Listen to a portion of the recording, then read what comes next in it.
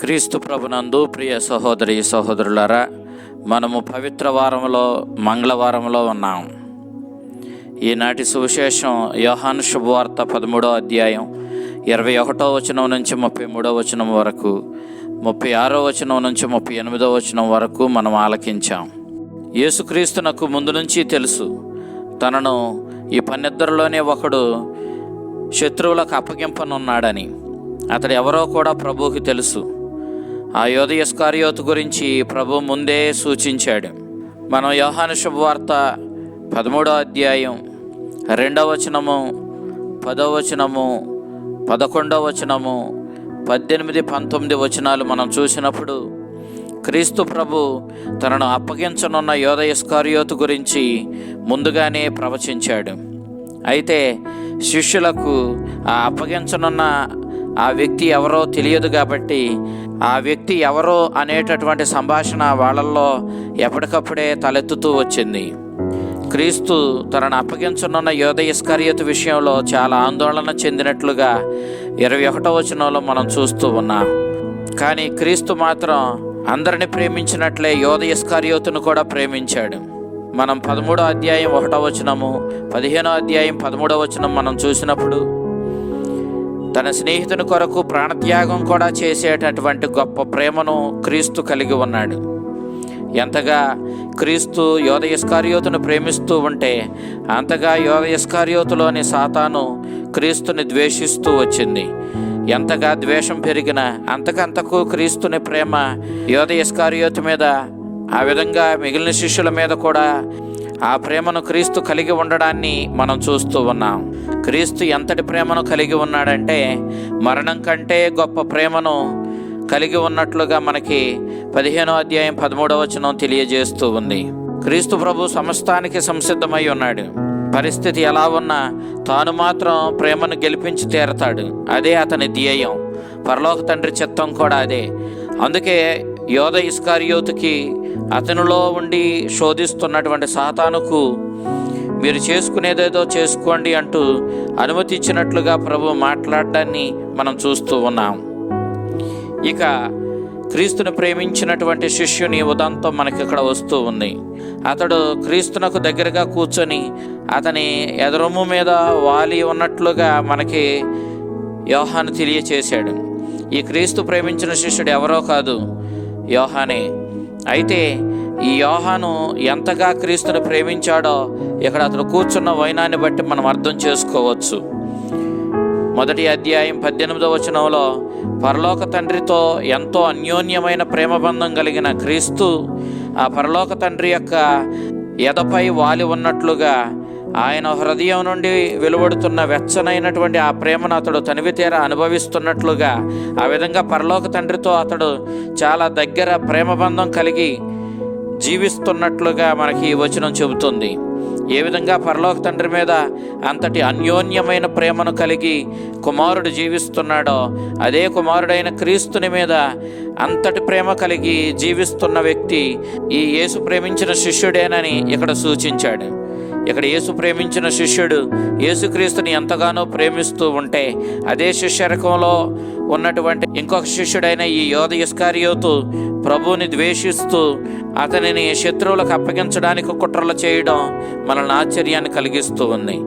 ఇక తర్వాత మనం 36వ వచనం నుంచి చూసినప్పుడు మిగిలిన సువార్తల్లో కూడా పేతురు ఏ విధంగా యేసుక్రీస్తుని ఎరుగనని ముమ్మారు బొంకుతాడో తెలియచేస్తూ మనకి రచనలు ఉన్నాయి. మత్తయి శుభవార్త 26వ అధ్యాయం 33వ వచనం నుంచి 35వ వచనం వరకు, మార్కు శుభవార్త 14వ అధ్యాయం 29వ వచనం నుంచి 31వ వచనం వరకు, లూకా శుభవార్త 22వ అధ్యాయం 31వ వచనం నుంచి 34వ వచనం వరకు మనం చూస్తున్నాం. క్రీస్తు ప్రభు యూదా ఇస్కరియోతుకి ఏ విధంగా ముందే హెచ్చరికలు చేశాడో అంతే రీతిలో పేతురుకు కూడా నన్ను ఎరుగనని నీవు ముమ్మారు బొంకుతావని హెచ్చరికలు చేశాడు. ఏ విధంగా యూదా ఇస్కరియోతు ఈ హెచ్చరికలను పట్టించుకోలేదో అంతే రీతిలో పేతురు కూడా పట్టించుకోలేదు. సమయం వచ్చినప్పుడు ప్రభు చెప్పినట్లుగానే పేతురు ప్రభువుని ఎరుగనని ముమ్మారు బొంకడాన్ని మనం చూస్తూ ఉన్నాం. మనం 18వ అధ్యాయం 17వ వచనంలో ద్వారపాలకురాలైనటువంటి బలహీనురాలైన ఒక స్త్రీ దగ్గర కూడా తాను క్రీస్తుని ఎరుగనని ముమ్మారు బొంకి పేతురు తన విశ్వాసం ఎంత బలహీనమైందో ప్రదర్శించాడు. తన ప్రాణం మీద ఆశతో, తనకు ప్రమాదం కలుగుద్దనే భయంతో పేతురు ప్రభువుని ఎరుగనని ముమ్మారు బొంకాడు. తత్ఫలితంగా ప్రభు చెప్పినంత పని జరిగింది. అయితే పేతురుకి యోధ ఇస్కరియోతుల మధ్య వ్యత్యాసం ఏంటంటే, పేతురు ప్రభువుని ప్రేమించాడు, కానీ యోధ ఇస్కరియోతు ప్రభువుని ప్రేమించలేదు.